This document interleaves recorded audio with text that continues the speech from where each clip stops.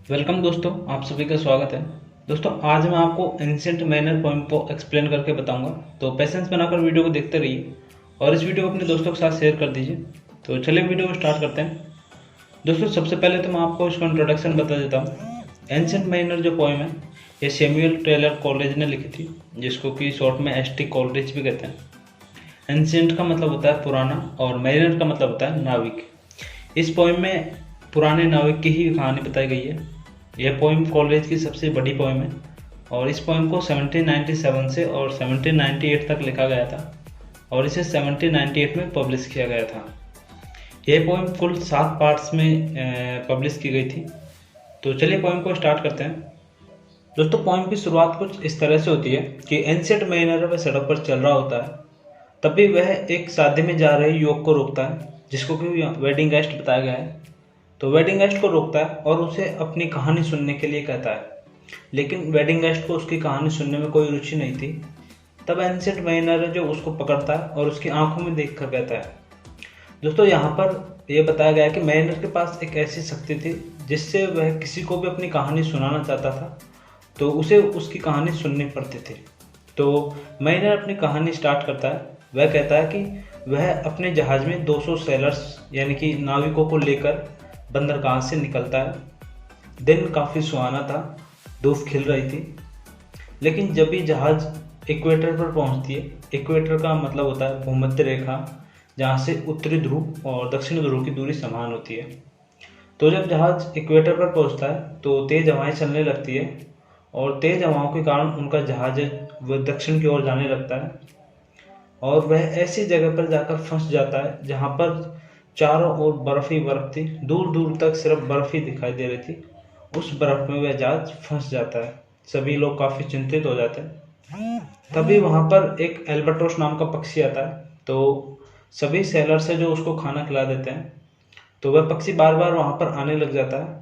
इसी दौरान बर्फ पिघलने लगती है और हवा चलने लगती है, जिसके कारण वह जहाज वहां से निकल जाता है और जहाज चलने लग जाता है। तो जहाज का पीछा अल्बाट्रोस पक्षी भी करता है। सभी सेलर्स हैं जो उस अल्बाट्रोस पक्षी को अपने लिए लकी मानते हैं।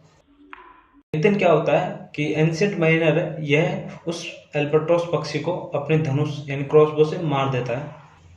सभी सेलर्स को लगा कि अब कुछ ना कुछ गलत होगा, क्योंकि अल्बाट्रोस पक्षी को वो खुद के लिए लकी मानते थे।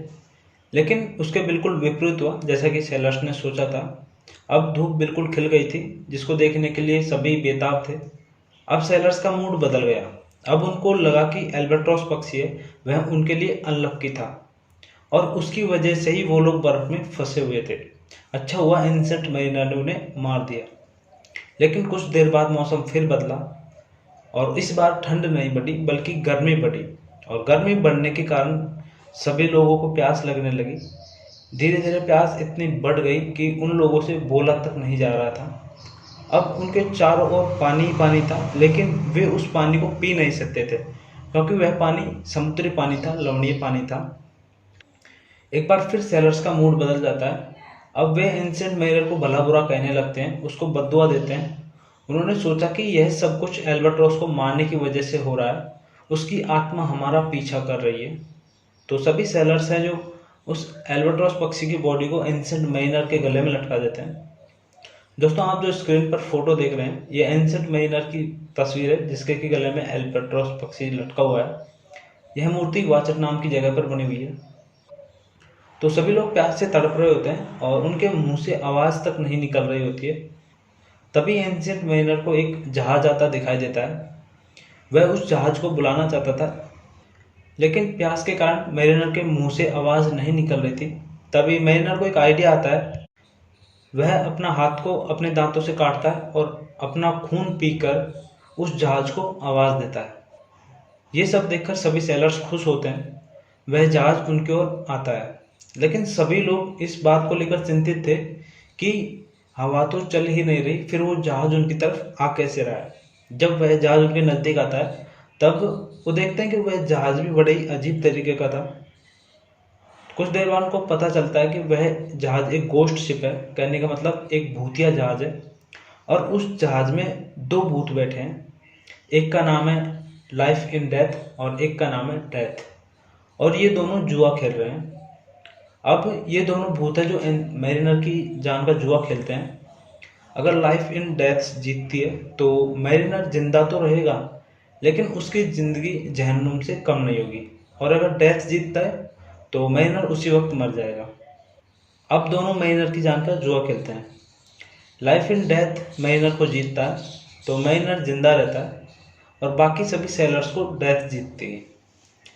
तो सभी सेलर्स हैं वो मैरिनर को एक हेट भरी निगाह से देखते हैं, उसको बद्दुआ देने लग जाते हैं। तभी जो गोश्त शिप है वह वहाँ से गायब हो जाता है और बाकी सभी सेलर्स हैं धीरे धीरे मरने लग जाते हैं।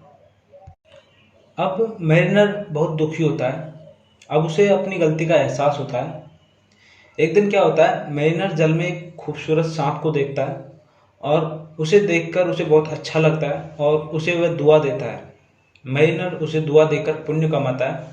इसी वजह से उसके गले में टंगा हुआ एल्बाट्रॉस गले से टूटकर समुद्र में गिर जाता है और वह समुद्र में डूब जाता है। इसके बाद मैरिनर सो जाता है और सपने में उसे पानी दिखाई देता है। जब उसकी आंखें खुलती है तो वह देखता है कि तेज बारिश हो रही है। मैरिनर बारिश का पानी पीता है और अपनी प्यास बुझा लेता है। तभी मरे हुए सभी सेलर्स खड़े होते हैं और बिना कुछ कहे शिप को चलाने लगते हैं। एक बार फिर वह शिप इक्वेटर पर पहुंचता है। याद रहे, इक्वेटर वही जगह है जहां पर ये सभी काम हुआ था, जहां पर तूफान आने की वजह से शिप है जो बर्फ में जाकर फंसा था। तो इक्वेटर पर जब पहुंचता है तब एक झटका लगता है और उस झटके में मैरिनर बेहोश हो जाता है और बेहोशी में एक आवाज़ सुनता है कि मैरिनर को एल्बाट्रॉस की मौत की सज़ा मिलती रहेगी। जब मैरिनर को होश आता है तो मैरिनर देखता है कि सभी सेलर्स हैं जो उसके चारों ओर ग्रुप बना के खड़े हैं और उसको घृणा की निगाहों से देख रहे हैं, उसको बद्दुआ दे रहे हैं।